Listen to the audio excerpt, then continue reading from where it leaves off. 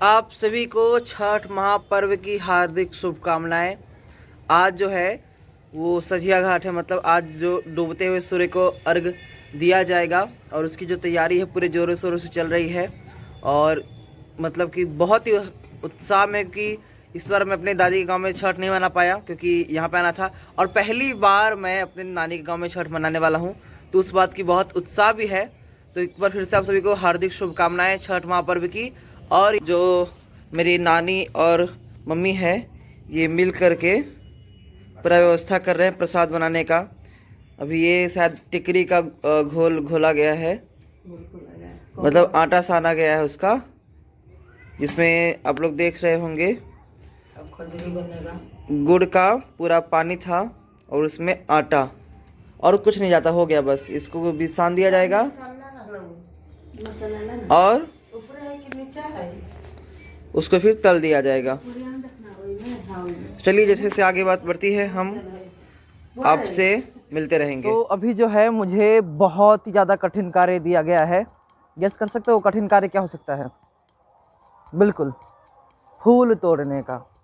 तो फूल तोड़ने का जो कठिन कार्य है वो मुझे दिया गया है और मैं जा रहा हूँ फूल तोड़ने के लिए। फूल तोड़ने का जो फ़ोटो है, ये वीडियो है, मैं नहीं दिखाऊंगा क्योंकि उछल उछल के तोड़ना होगा और मैं नहीं चाहता मेरा उछलता हुआ वीडियो आप लोग के पास जाए।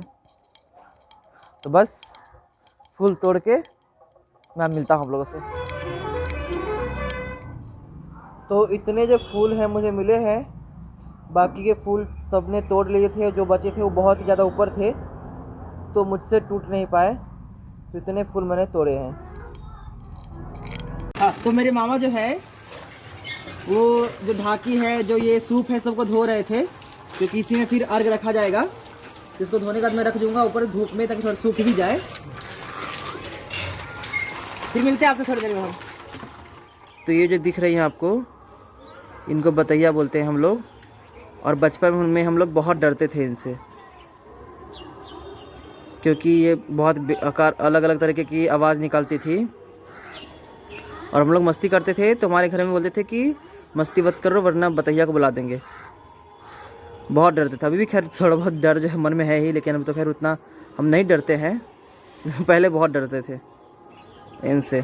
और ये अलग अलग प्रकार के, देखो खैर आप लोगों को दिखाई दे रहा होगा, नहीं दिखाई दे रहा होगा, बहुत ही अलग अलग प्रकार के जो पक्षी हैं वो पेड़ पर घूम रहे हैं, टहल रहे हैं।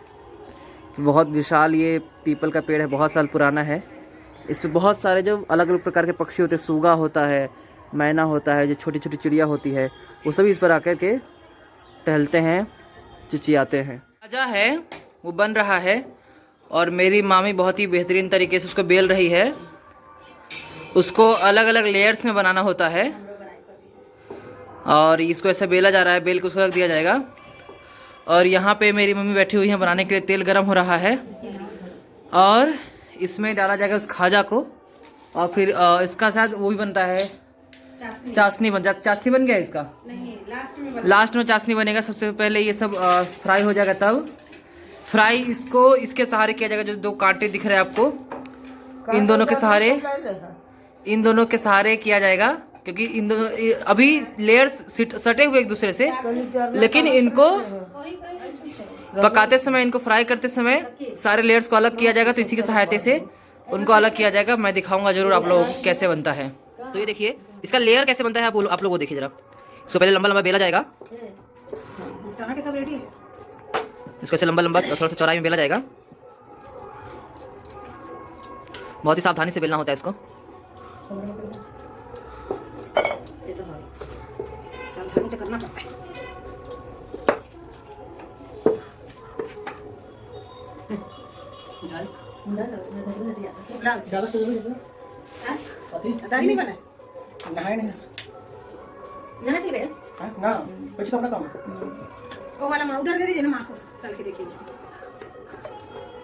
इसको बेला जा रहा है। अब लेयर थोड़ी देर में होगा। हाँ, लेयर थोड़ी देर में होगा। अभी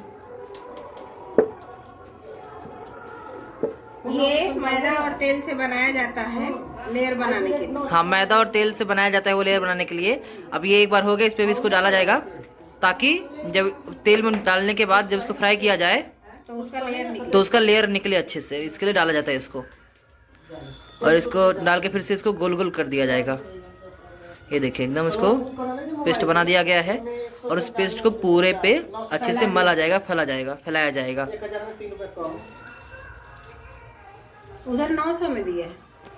920 कौन बोला? 1000 10,020 आदित्य को उधर में 1000 दे के आई थी ना, 900 में कैसा है? 10 रुपए एक्स्ट्रा लेके। हाँ। 940 हमरा के 997 यहाँ की रेट ले आई मोबाइल से जब बुक करके ना सुनो। ये देखिए अब इसको फिर ऐसे अच्छे से चिपकाया जाएगा और हर पे उस पर थोड़ा सा ऐसे डाला जाएगा। रोज अलग अलग रेट रहे छी 10-20 आई 998 चली देखलिए ऑनलाइन हम। 97 में। हाँ ये इसको फिर से राउंड राउंड किया जाएगा, थोड़ा सा हाथ से प्रेस कर दिया जाएगा और सबके ऊपर वो जो पेस्ट बनाया गया वो लगाया जाएगा ताकि उसका लेयर जो है बाद में अच्छे से निकल जाए। और उसका लेयर कैसे निकलता है मैं आप लोगों को भी दिखाऊंगा, पहले ये देख लीजिए। दो अथी रख ले चाहिए लकड़ी ये अच्छा ही ना लकड़ी मोड़ के पंख कथु तुम छिपकली ना मोर के पंख से। कोई आबै छै। हाँ से मतलब कहे के बात होइ छै एगो। अखनी केना सांप के खाकली बिलाई अखनी हम आज शुरू में सुबह देख के त सब कह के हरहरा रंग ना हाँ अलग डोरी पता ना बच्चे से का ओइ बेर के ना अथी धोनियो छठ करैत रहे सब अलग अलग ठार है और ढोरिया सब दू गो एगो दू गो ओइ में पूरा तोरा गाँव पोखर में में में तो नहाए गेल रहा। जेमे सब ठार रहे कथी सब दाई सब ठार रहे। और कुमरन में वही में होई। हाँ वही में, हाँ वही में सवार सब ठार है सब और ढोनिया सब एक तैर रही है। फिर इसको ऐसे कट किया जाएगा और इसके बाद कट करने के बाद बेला जाएगा। तो बेला कैसे जाता है वो मैंने आपको दिखाई दिया पहले। इसको सिर्फ कट किया जाएगा और फिर इसको बेला जाएगा और बेल के कुछ ये ऐसा हो जाता है। फिर उसको तेल फ्राई किया जाएगा। मेरी मम्मी वेट कर रही है कि कब वीडियो बनाओ उसका मैं तो फ्राई करें।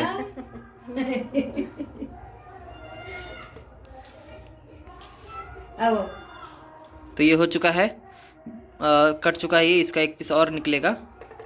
चलिए तो ये वाला यहाँ पे ख़त्म होता है। इसके आगे का प्रोसीजर देखते हैं अब हम। तो इसको ऐसे तेल में डाल दिया जाएगा। एक दो पीस साथ में डाला जाता है। मेरी मम्मी डाल रही है और ये कला होता है, सबको नहीं आता है। मेरी मम्मी को आता है लेकिन, और मामी को भी आता है।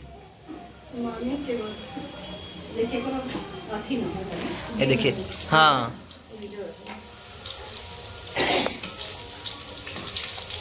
ये फ्लैश चालू कर दिया मैंने। तो इसको ऐसे कर दिया गया। अब थोड़ी देर में इसका जो लेयर्स है सबका अलग अलग करके लेयर्स इनका निकाल लिया जाएगा। देखिए मेरी मम्मी अब सबका लेयर्स निकालेगी। इसको ऐसे देखिए लेयर्स निकल गया सबका। एक का निकल गया, एक तरफ से निकल गया, दोनों तरफ से निकालना होता है। ऐसे ऐसे लेयर्स एक का हो गया, फिर अब इसका होगा। देखिए ऐसे इसका तात्पर्य ये होता है कि इसके अंदर तक जो बाद में जब चाशनी में जाए ये तो इसके अंदर तक चाशनी चला जाए, इसके लिए लेयर निकाला जाता है। देखिए मस्त तरीके से लेयर निकाल रही है मम्मी, एकदम बढ़िया तरीके से। एक तो गुरुस है जिससे स्वेटर बुना जाता है और एक आम का लकड़ी है जिससे लेयर निकाल रही है।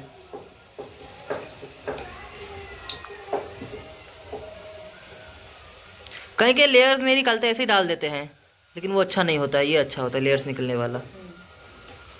अभी तो पूरा पक चुका है, टूट जाएगा शायद ये। नहीं निकल गया इसका भी लेयर्स, चलो अच्छी बात है। मम्मी आप कितने सालों से काम कर रही हैं लेयर्स निकालने का? 20 साल से। 20 साल से कर रही हैं। मैं पैदा नहीं हुआ था, मतलब पैदा हो गया था उस समय से ही ये कथम निकाल लेयर्स बना रही हैं। और उसको फिर अब हो गया ये, अब इसको इसमें निकाल लिया जाएगा और बाद में उसको चाशनी में डुबो दिया जाएगा। तो चाशनी वाला तो खैर पता ही होगा कैसे डुबोते हैं चाशनी में। अगर मौका मिला तो उस भी दिखा देंगे हम आपको। तो जो डाला है, जो अर्घ है, वो सब तैयार हैं। इसमें बस कुछ कुछ सामान जैसे कि खाजा डालना है थोड़ा सा, बाकी सब ये पूरा तैयार है। जो अकुरी है वो भी तैयार है और बाकी सब इस ढकिया में चला जाएगा। इस ढकिया में दिया, अगरबत्ती, मूली सब रखा दिया गया है। पुआ वगैरह सब इसमें रख दिया गया है। और ये सारे सूप है, सुपली है और छोटे छोटे टोकरी है, ढकना है, सब पातिल भी तैयार है, भुसवा तैयार है, सब कुछ तैयार है। खाली बस खाजा को इसमें रखना है और यहाँ पे मम्मी जो है वो खाजा को डुबा करके रखेंगी और मैं भी इसमें हेल्प करूँगा मम्मी का।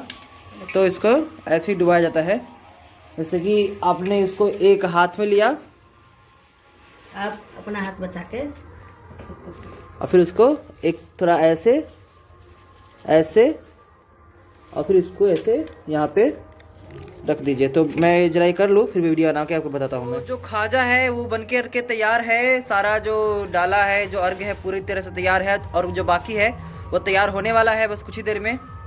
तो हम थोड़ी देर में ही इस सबको लेकर के घाट पे जाएंगे। फिर घाट का एकदम मनोहर दृश्य मैं आप लोग के साथ साझा करूँगा, तो बस इंतज़ार कीजिए। और हम भी इंतज़ार कर रहे हैं कि जल्दी से सब सामान को लेकर के, अर्घ के सारे सामान को लेकर के हम सब घाट की ओर आगे बढ़ें। तो हम सभी घाट की ओर निकल चुके हैं। जो पूरा छीटा था वो मामा लेके गए हैं, मैं और आशू। मैं केले का घोर लेके जा रहा हूँ और आशू गागर नींबू लेके जा रहा है। तो हम लोग जो है वो छठ की घाट में पहुँच चुके हैं और छठ की घाट की जो स्थिति आप लोग देख ही रहे होंगे, पूरा खचाखच भरा हुआ है। खैर मैं बैक कैमरे से सब कुछ दिखाने वाला हूँ, लेकिन दूर दूर तक अगर आप देखेंगे तो बड़े बेहतरीन तरीके से घाट उनको सजाया गया है। और मेरे मामा जो है बर्फी लेकर के आए थे और छीटा लेकर के आए थे, और हम अपने घाट को किस तरह सजाया गया है वो भी सबको दिखाएंगे हम। तो बस बने रहिए आज तक पे। तो ये जो है ये हम लोग का घाट है और जिसको बहुत ही बेहतरीन तरीके से सजाया है चंदा मौसी ने। और अभी भी वो अगरबत्ती जलाने का कार्य कर रही हैं और बहुत ही अच्छे तरीके से इसको बड़े अच्छे तरीके से सजाया गया है। और बाकी लोग भी, जैसा कि आप लोग देख सकते हैं, हम लोग पूरा घाट घूमेंगे भी और पूरे पोखर घूमेंगे, कहाँ कहाँ तक लिया गया वो सब घूमेंगे हम। हाँ, लेकिन आप लोग पहले हम लोग का जो घाट है उसे जरा देख लीजिए, बहुत ही बेहतरीन तरीके से सजाया गया है। और जो सारे जो सामग्रियां हैं वो सब रखे गए हैं और वो केले का घोर है वो रखा गया है एक ही जगह पे सब। और देखिए कितने व्यवस्था सजाया गया, मतलब किसी पे कोई वो नहीं हुआ है। और अलग अलग, मतलब कि जो भगवान सूर्य देवता है उनको प्रकृति में उगने वाली सभी चीज़ें चढ़ाई जाती है। जैसे कि यहाँ पे अपने कद्दू भी देखा, कद्दू भी है, गागर नींबू है, अदरक है, नारियल है, केला है, नींबू है, सेब है, अंगूर है, फल है, सब कुछ है। कदीमा ना से कदीमा, तो वो कद्दू मतलब वो कदीमा जो है भोपला वो। और मौसी कब से आ गई थी आप सजाने के लिए? कब से आ गई थी? अभी तुरंत। अच्छा, तो थोड़ी देर पहले ही आई है मौसी और सबको सजा रही हैं। और देखिए मौसा आए हैं मेरे। तो मौसा क्या लेके आए हैं आप? दही। मौसा मेरे दही लेके आए हैं। और मेरे मामा बहन उठा के लाए थे, मेरा भाई आशू वो गागर नींबू लेकर के आया था। और बहुत सारे लोग जो है अभी आ ही रहे हैं, मैं रोड पर जाकर के आपको दिखाता हूँ। बहुत सारे लोग भी आ ही रहे हैं। चलिए, बहुत सारे लोग जो हैं अभी भी आ रहे हैं छठ घाट की ओर, आप लोग देख रहे होंगे।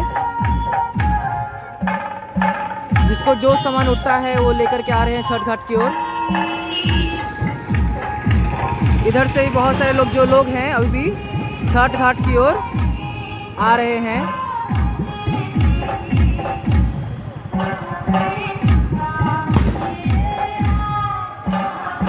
तो भीड़ जो यहाँ पे है बहुत ही ज़्यादा है। एक बार राउंड सर्कल भी लूँगा मैं पूरे घाट का कि कैसे कैसे है और कहाँ कहाँ पे किस किस का घाट हुए देखेंगे हम। ये फिलहाल के लिए जो भीड़ है बहुत है। और मेरे मामा जो है बहुत सालों बाद गांव में छठ मनाने वाले हैं। कितने साल बाद मामा? 10 साल के बाद। 10 साल के बाद जो मेरे मामा है वो यहाँ पे छठ बनाएंगे। मैं तो खैर पिछले साल भी आया था। और आप तो हर साल आते हो मौसा? हाँ, मौसा जो मेरे हैं वो हर साल आते हैं। 3 साल हो गए, फिर मौसी भी छठ करती है इसके लिए। और यहाँ पे सेवा सदन चल रहा है, सब कुछ एक दूसरे की सहायता कर रहे हैं सब। क्या कौन सा साल है? पहला साल है यहाँ पे। बहुत साल बाद मना रहा हूँ। बहुत साल बाद मना रहे हो? नानी गाँव पहली बार मना रहे हो ना? हाँ, मेरे जैसा निकेत भी नानी गाँव में पहली बार जो है छठ मना रहा है। और जो छठ का घाट है मतलब बहुत सुंदर लग रहा है और सभी प्रकार की जो व्यवस्था यहाँ पे की गई है। एक बार आपको राउंड सर्कल भी, जो ऊंचा वाला भीड़ वहाँ पे से खड़े होकर भी पूरा जो चीज है पूरा दर्शन करवाऊंगा आपको। चलिए पहले वो करते हैं। तो ये अलग आप लोग जरा ओवरव्यू देख लीजिए एकदम ऊंचे से पूरे घाट का। अभी तक थोड़ा सा दोपहर का समय है, शाम होने वाला है, थोड़े से कम लोग हैं। सभी लोग धीरे धीरे करके आ रहे हैं घाट की ओर। देख रहे हैं दूर दूर तक जो लोग हैं वहाँ पे हैं। देखिए उधर भी बहुत सारे लोग हैं, बहुत सारे लोग हैं और बहुत ही सुंदर तरीके से सभी झालर वालर लगा के जो घाट है उसको सजाया गया है। मनोरम दृश्य बन रहा है एकदम और बहुत ही मज़ा आ रहा है हमको यहाँ पे। तो सूर्य जो है लोक आस्था का पर्व है, सबसे बड़ा पर्व है हमारा, जिसमें हम ना कोई पुजारी होता है, ना कोई पंडित होता है, ना कोई विधि है, ना कोई रस्म है, ना कोई मंत्र है, ना कोई मुहूर्त है। आप सीधे अपने देवता से, अपने आराध्य देव से संवाद करते हैं इसमें। और यहाँ पे डीजे वगैरह का भी जो बंदोबस्त है वो टंच किया गया है, एकदम मस्त किया गया है छठ के गीत बजाने के लिए। क्योंकि देखिए ये बड़े ही सावधानी पूर्वक जो बहंगी है, जो छीटा है, उसे उतारा जाता है। और बहुत सारे लोग जो हैं अभी आ ही रहे हैं, दूर देख रहे होंगे आप लोग अभी, क्योंकि यहाँ पे थोड़ा 3 पोखर है, तो अलग अलग पोखर पे होता है अलग अलग लोगों का छठ। और आज पानी लबालब भरा हुआ है, बहुत ही सुंदर दृश्य, बहुत ही सुंदर दृश्य। खैर मैं इसकी सुंदरता का जो बयान है अपने शब्दों में नहीं कर पा रहा हूँ, और शायद जो मेरा मोबाइल का कैमरा है इसकी सुंदरता को बयान करने के लिए सार्थक नहीं है, इतना सुंदर लग रहा है दृश्य ये। तो यहाँ पे जो है भगवान सूर्य अपने साथ घोड़ों के साथ हैं और उनके पूजन का पूरा सामग्री यहाँ पे रखा गया है। तो छठ में बहुत जगह पे होता है जो सूर्य पूजन का भी व्यवस्था किया जाता है, सूर्य का भी पूजन जो है वो किया जाता है। तो अभी तक है भगवान सूर्य का जो मुख है वो खुला नहीं है, लेकिन बहुत जल्दी मुख उनका खुलेगा और उनकी जो पूजा है वो शुरू हो जाएगी। तो हम शुरू से घाट, जहाँ से घाट शुरू होता है वहाँ से लेकर के अंत तक का जो दृश्य है, जो वीडियो है, बना रहे हैं। तो आप लोग देखते रहिए, कितना सुंदर दृश्य लग रहा है ये। अभी तक खैर यही पूरा भरेगा, बहुत कम लोग आए हैं अभी तक, और भी लोग आ रहे हैं।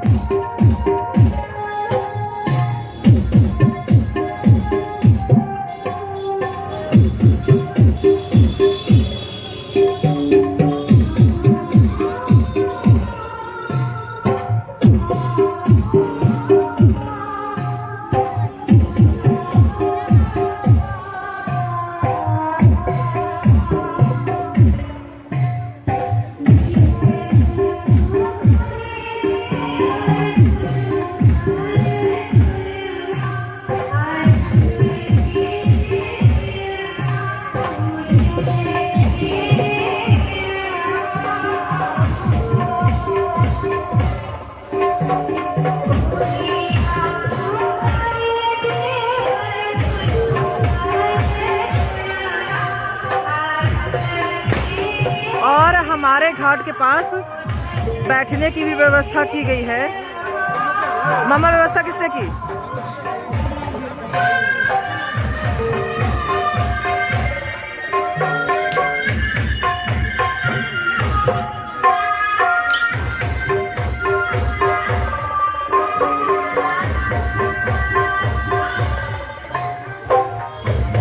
तो इसी के साथ एक परिक्रमा जैसा भी हो जा रहा है हमारा।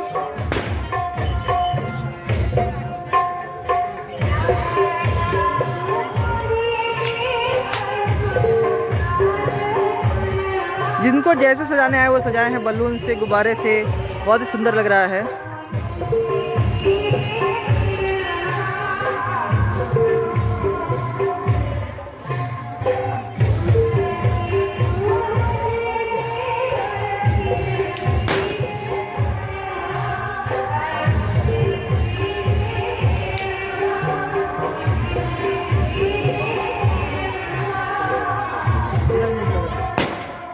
हो गया जाना।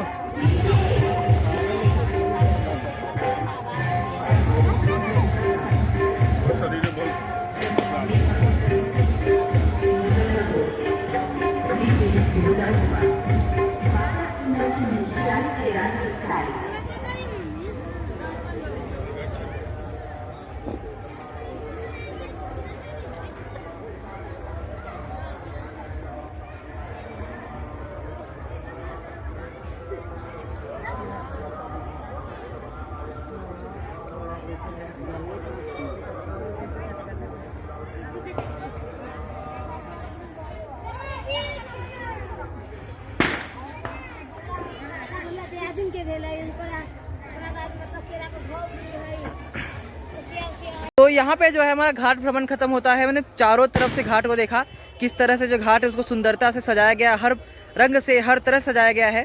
तो इसके बाद भी हम देखते रहेंगे। और जब अभी तो खैर सूर्य भगवान अपने चरम पे है, धूप लग रहा होगा आपको मेरी आंखों ये झुकी हुई है उससे पता चल ही रही होंगी। तो सूर्य अस्त होने का हम सभी को इंतजार है।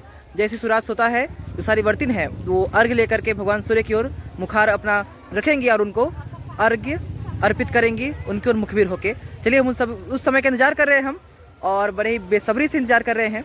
तो जैसे ही आगे कुछ होता है हम वीडियो लेकर के फिर से आप सभी के सामने हाजिर हो जाएंगे। छठी मैया की जो पूजा है वो तन मन धन सभी चीज़ से जो है वो किया जाता है, और लोग अपना सब कुछ समर्पित कर देते हैं छठी मैया के लिए, सूर्य भगवान के लिए। तो ये जो व्यक्ति हैं ये दंड दे रहे हैं, इसे दंड देना कहते हैं। ये अपने घर से इसी तरह आ रहे होंगे छठी मैया के लिए, इसी तरह से लेट करके उनको दंडवत प्रणाम करते हैं और अपनी मनोकामनाएं उनसे कहते हैं। वही कहा कि जो छठ का महापर्व है ये महा आस्था का पर्व है, ये यह कोई आम पर्व नहीं है, यह आस्था का महापर्व है।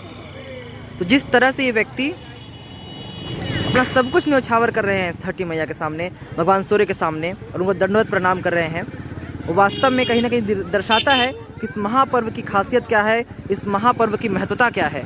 और हर बार उठते हैं उसी जोश के साथ और हर बार भगवान सूर्य नारायण को प्रणाम करते हैं। इन्होंने 2 दिनों से कुछ खाया नहीं होगा, इनके शरीर में अन्न जल का एक दाना नहीं गया होगा, लेकिन घर से पूरी तरह से इसी तरह आ रहे हैं ये। और इनके अंदर ऊर्जा की कमी बिल्कुल नहीं है, क्योंकि जब पूजा ही ऊर्जा के महाकेंद्र की महास्रोत की हो रही हो तो आपके अंदर ऊर्जा की कमी हो ही नहीं सकती है। और ये घाट तक इसी तरह जाएंगे, जहाँ इनका घाट बना होगा अपने घाट तक इसी तरह जाएंगे, और अपने घर से भी वो इसी तरह आ रहे होंगे। मुझे भेज देना नहीं, और नहीं, और अगर आपको मैं दिखा सकूं तो एक व्यक्ति और हैं पीछे जो इसी तरह से दंडवत प्रणाम करते हुए आ रहे हैं।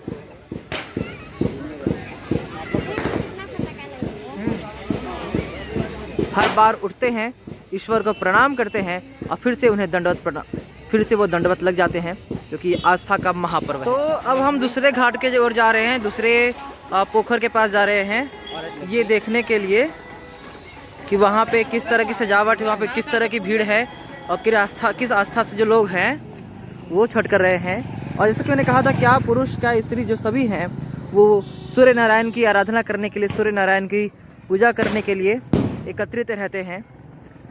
और जैसे कि भी जो व्यक्ति हैं वो दंड दे रही हैं, दंडवत प्रणाम कर रही हैं। और इधर भी आप लोग देख सकते हैं 2 लोग और हैं जो दंडवत प्रणाम करते हुए छठ घाट की ओर आगे बढ़ रहे हैं, क्योंकि आस्था का महापर्व है ये। और लोग तन मन धन बल सभी से समर्पित होते हैं भगवान सूर्य नारायण के प्रति, माता छठी मैया के प्रति, माता कात्यायनी के प्रति। हम इनके रास्ते से चले जाते हैं।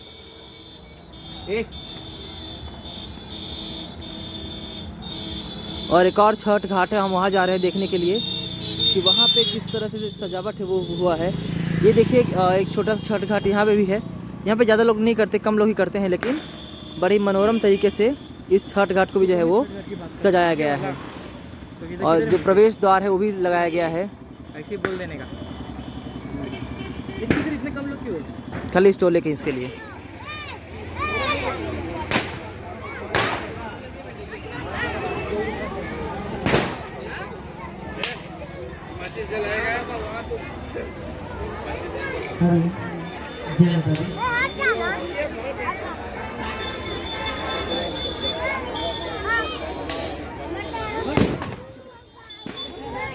तो हम जो हैं फिलहाल बखरी गांव का जो छठ है वो देखने आए हैं। और यहाँ पर प्रॉपर मेला लगा हुआ है, जब खाने पीने का सामान देख रहे होंगे, बच्चों का झूला देख रहे होंगे, मतलब प्रॉपर यहाँ मेला लगा हुआ है। बहुत ही बढ़िया, बहुत ही सुंदर मेला लगा हुआ है। एक आकर्षण का केंद्र बना हुआ है ये। चाट, समोसा, पानी पूरी, गोलगप्पे, मिठाई, सभी चीज़। और ये जो है ये माता बागमती है, बागमती नदी है ये। और बागमती की धार पर, बागमती नदी की धार पर लोग छठ करते हैं। बहुत कम नसीब वाले ऐसे लोग होते हैं जिनको गंगा या बागमती नदी के धार पर छठ करने का जो मनोरम मौका होता है वो होता है। प्रवेश द्वार से हम प्रवेश कर रहे हैं। जैसे कि मैंने कहा, बहुत कम लोग ऐसे सौभाग्यशाली होते हैं जिनको गंगा घाट या नर्मदा घाट पर, माफ कीजिएगा, बागमती घाट पर छठ करने का सौभाग्य प्राप्त होता है। तो हम फिलहाल बागमती बहुत गहरा है और ये बहुत बाढ़ आता है। बागमती नदी के घाट पर हम आए हैं और देखिए बागमती नदी के दोनों घाट पर लोग अपने घाट सजाकर बैठे हुए हैं छठ महापर्व को करने के लिए। दूर दूर से जो कहते हैं लोग यहाँ पे आते हैं इस बखरी गांव में छठ करने के लिए। और बहुत सारे जो लोग हैं ये तैयार हैं भगवान सूर्य देव की आराधना करने के लिए और आराधना कर रहे हैं।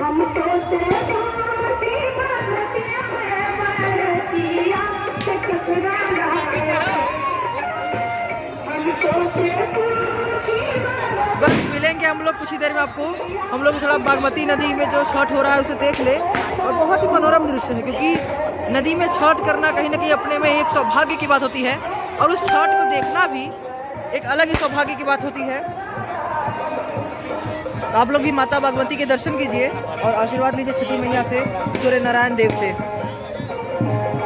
हम फिलहाल आए हुए राजदेवी स्थान में छठी माता का दर्शन करने के लिए, छठ पूजा देखने के लिए। हम लोग अलग अलग घाट पे अलग अलग जगह पे जो आसपास की जगह है वहाँ पे घूम घूम के देख रहे छठ पूजा और आप लोग भी दिखवा रहे हैं, आप लोग भी दर्शन करवा रहे हैं। तो बागमती नदी समाये हैं और राजदेवी स्थान पे आए हैं। राजदेवी माता के पास यहाँ भी एक नदी है, एक कुंड के प्रकार का है, वहाँ भी छठ होता है। तो हम लोग वो भी देखेंगे। तो चलिए देखते हैं वो सब।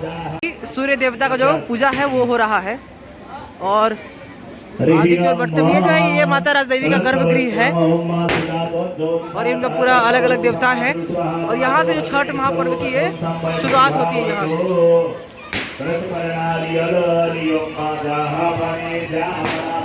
दोनों तरफ, इस तरफ भी और ये पुल है और पुल के इस तरफ भी जो नेशनल पार्क पता है मुंबई में, आंसू संजय गांधी नेशनल पार्क, हाँ वहाँ पे भी ऐसा ही होता है। पुल के इस तरफ, पुल के इस तरफ। हाँ तो पुल की इस तरफ देख रहे हैं आप लोग और ये पुल है और इस तरफ ये कौन सा नदी है? बागमती। और ये भी बागमती नदी है और ये बागमती नदी की जो एक धार है वो यहाँ बह करके आती है। तो यहाँ भी जो है पूजा होती है। देख रहे हो आप लोग, बहुत ही मनोरम, बहुत ही मनोहर दृश्य है यहाँ पे।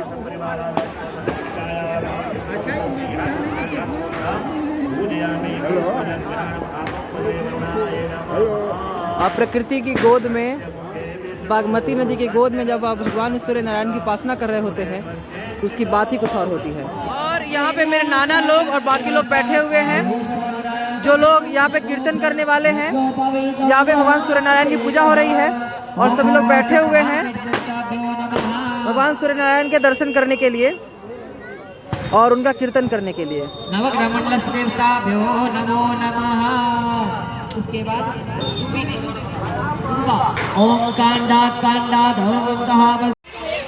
जो सभी लोग हैं वो लोग अब पानी में खड़े हो गए हैं भगवान सूर्य नारायण को अर्घ्य देने के लिए हाथ में नारियल लेकर के।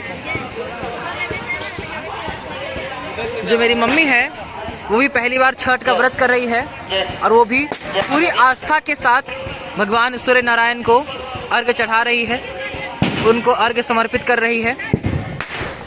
ये आस्था का महापर्व होता है। मेरी सारी नानी लोग, सारी मौसी लोग, सब लोग बड़े ही प्रेम से, बड़े ही अनुराग से, बड़े ही आस्था से जल में आधे भीगे हुए खड़े हैं और भगवान सूर्य नारायण की ओर मुखबिर होकर के अर्घ्य जो है वो अर्पित कर रहे हैं।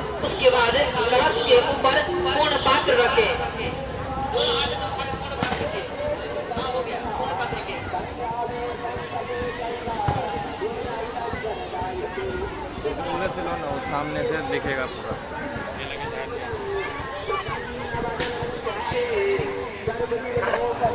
बड़े आस्था से जो सभी लोग हैं वो लोग सूर्य नारायण को, माता छठी मैया को अर्घ्य अर्पित कर रहे हैं। और फिलहाल तो नारियल लेके खड़े हैं, थोड़ी देर बाद अर्घ्य उठाना चालू करेंगे। हम उसका वीडियो आपके साथ शेयर करेंगे। कुछ लोग लोकगीत भी गा रहे हैं, यथा शक्ति तथा भक्ति। हमारे जीवन में अनुकूलता बनी रहे, क्योंकि एक ग्रह भी अगर प्रतिकूल हो जाए। कुर्तार तब जिन लोगों ने अर्घ्य दे दिया है वो लोग अब धीरे धीरे बाहर आ रहे हैं। एक तरह से कहा जाए तो विकासहीन होकर के लंबित हो जाता है। इसलिए इस 9 ग्रहों को पूजन करने से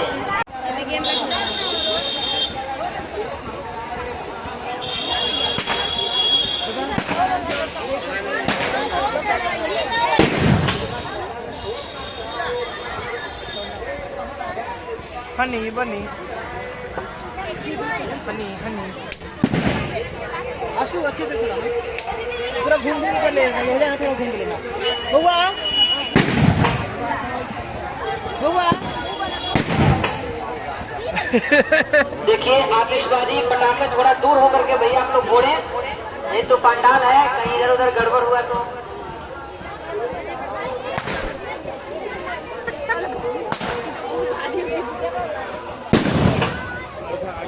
कोशिश करता हूँ सेल्फी खुद से आप लोगों को दूर से दिखाऊं ताकि आप लोग और बड़े बेहतरीन तरीके से दिखेगा।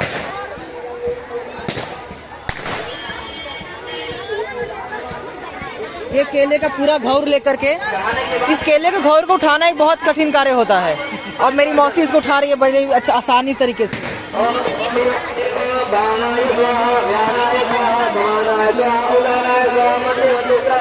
अब देख रहे होंगे आप लोग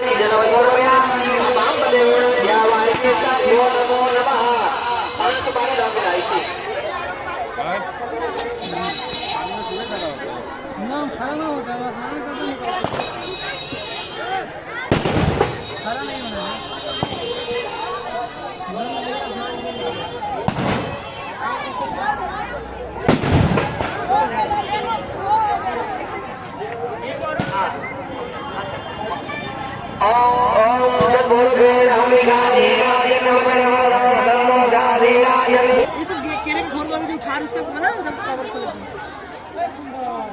ओम नमो नमस्ते पटिका प्रभाया सुशीतहाराय सुराय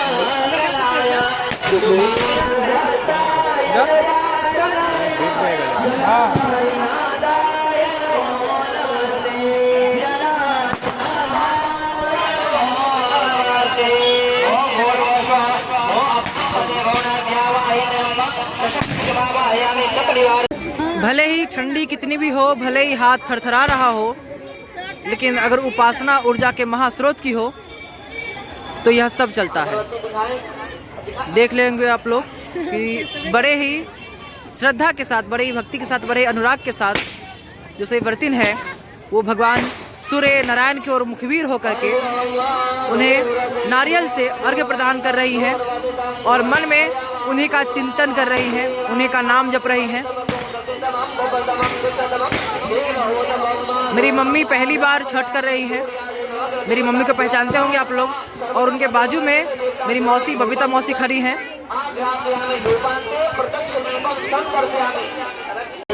आप लोग देख रहे होंगे जो घाट है बहुत ही सुंदर लग रहा है।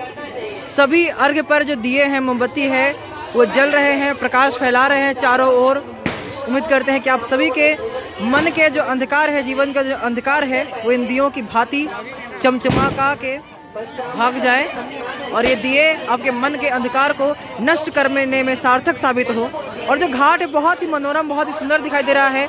सबके अर्घ्य पे जो दिए हैं, जो मोमबत्तियां हैं, वो जल रही हैं, प्रज्वलित हो रही हैं और छठी मैया का आशीर्वाद, भगवान सूर्य नारायण का आशीर्वाद सब पर समान रूप में बांट भी रही है। तो अब जो है हम लोग वो घर की ओर वापस जा रहे हैं। भले आप लोग को मेरा चेहरा नहीं दिख रहा होगा, लेकिन अब सब लोग संध्या का अर्घ हो गया है। हम सभी घर की ओर जा रहे हैं और जल्दी घर पे पहुंच जाएंगे। अब बहुत ही बेसब्री से इंतजार करेंगे सुबह के अर्घ्य का कि जल्दी से कल सुबह सूर्य भगवान उदय हो और हम सभी उनको अर्घ्य प्रदान करें। जो जिन्होंने व्रत किया है, जो पवनैतिन है, जो वर्तिन है, वो उनको अर्घ्य प्रदान करें। और आज के ब्लॉग में खैर इतना ही। बहुत बहुत धन्यवाद ज्ञापित करना चाहूँगा आप सभी का कि आप लोगों ने इतना लंबा ब्लॉग देखा और उम्मीद करता हूँ भगवान सूर्य नारायण छठी मैया कृपा आप सभी पर हमेशा बनी रहेगी। इसी कामना के साथ आज के ब्लॉग से मुझे दीजिए इजाज़त। अब हम मिलेंगे कल के ब्लॉग में, जब मैं भोरका घाट मतलब सुबह का जो अर्घ होता है उसकी और रात में डाला जगता है उसका भी वीडियो बनाऊंगा। तो आज के लिए बहुत बहुत धन्यवाद। तो जैसा कि मैंने कहा था कि मैं आज आप लोगों को समा चकेवा की जो कहानी है वो बताने वाला हूँ। तो जो समा चकेवा थी, जो समा थी, तो जैसा कि मैंने कहा था आप लोगों को कि आज मैं समा चकेवा की कहानी बताने वाला हूँ। तो जो समा थी वो भगवान कृष्ण की बेटी थी और चकेवा जो था वो भगवान कृष्ण के पुत्र थे। दोनों भाई बहन थे, समा और चकेवा। जो समा थी उनकी जो प्रवृत्ति थी वो बहुत ही चंचल प्रकृति की थी। इधर से उधर घूमते रहना, दूसरे के घर में जाना, कहीं भी चली जाती थी मतलब। और जो गांव के लोग थे, जो उस मोहल्ले के लोग थे, उस जगह के लोग थे, बहुत ही चिढ़ करते थे वो लोग समा से कि समा हमेशा घूमती रहती है, लड़की होकर के भी दूसरों के घर बार बार जाती रहती है। तो उसके स्वभाव से बहुत लोग बहुत उनसे क्रुद्ध रहते थे, उनसे गुस्से में रहते थे। लेकिन जो समा का भाई था चकेवा, वो अपनी बहन को बहुत मानता था और सभी की बातों का वो प्रतिकार करता था, अपनी बहन का वो रक्षा करता था, अपनी बहन के लिए वो हमेशा खड़ा रहता था। एक बार की बात है, जब चकेवा है वो गुरुकुल चला गया शिक्षा प्राप्त करने के लिए, तब एक चुगला नाम का व्यक्ति था। चुगला वो व्यक्ति होता है जो चुगली करता है। तो एक चुगला नाम का व्यक्ति था, भगवान कृष्ण से कहता है कि जो तुम्हारी बेटी है समा, वो चरित्रहीन है, उसके चरित्र पर उसे लांछन लगाया। और उसके बातों में भगवान कृष्ण आ जाते हैं और समा को श्राप दे देते हैं कि तुम्हारा मन करता है हमेशा घूमते रहने का, तुम हमेशा घर से बाहर ही रहती हो, तो एक काम करो, मैं तुमको श्राप देता हूँ कि तुम पक्षी बन जाओगी। और उसको पक्षी बनने का वो श्राप दे देते हैं। जो समा रहता है उसका पति रहता है राजा हंस। तो राजा हंस भी अपनी पत्नी से बहुत प्रेम करते हैं। तो कहते हैं अगर मेरी पत्नी पक्षी बन जाएगी तो मैं रहकर क्या करूंगा मनुष्य के भेष में, मुझे भी पक्षी बना दीजिए आप। तो राजा हंस भी पक्षी बन जाते हैं और दोनों समा माफ कीजिएगा, दोनों समा है और राजा हंस है, वो पक्षी के रूप में हिमालय की ओर उड़ जाते हैं। लेकिन जब चकेवा आते हैं गुरुकुल से, तब उनको पता चलता है कि उनकी बहन के साथ वास्तव में हुआ क्या है। तो अपनी बहन को निर्दोष साबित करने के लिए वो सारे तरीके हथकंडे अपना लेते हैं। कोई एक ऐसा उपाय नहीं छोड़ते जिससे ये साबित हो जाए कि उनकी जो बहन है वो चरित्रहीन नहीं है। उसके शरीर पर जो लांछन लगा है उसे हटाने का पूरा प्रयास करते हैं चकेवा। वो भगवान कृष्ण के पास जाते हैं, कहते हैं आपने जो श्राप दिया है उसका कोई उपाय बताइए कि मेरी बहन जो है वो कैसे फिर से मनुष्य भेष में आ सकती है। तब भगवान कृष्ण कहते हैं मैंने श्राप दे दिया है, अब उसका मनुष्य भेष में लाने का उपाय यही है कि हर जगह तुम जाकर के यज्ञ करो और जिस जगह पर तुम्हारा यज्ञ सफल हो जाएगा वहीं पर तुम्हारी जो बहन है वो फिर से मनुष्य भेष में आ जाएंगे। तो ऐसा कहा जाता है कि समा और चकेवा और राजा हंस तीनों एक साथ रहते थे। और जो चकेवा था उसने हर जगह पे अपनी बहन की मुक्ति के लिए यज्ञ किए, पूजा पाठ किए। लेकिन मिथिला की जो भूमि है, मिथिला की भूमि में आकर के उन्होंने पूजा किया जब, तब कहीं ना कहीं जो समा है उसको पक्षी रूप से छुटकारा मिला और उसने मनुष्य भेष धारण किया।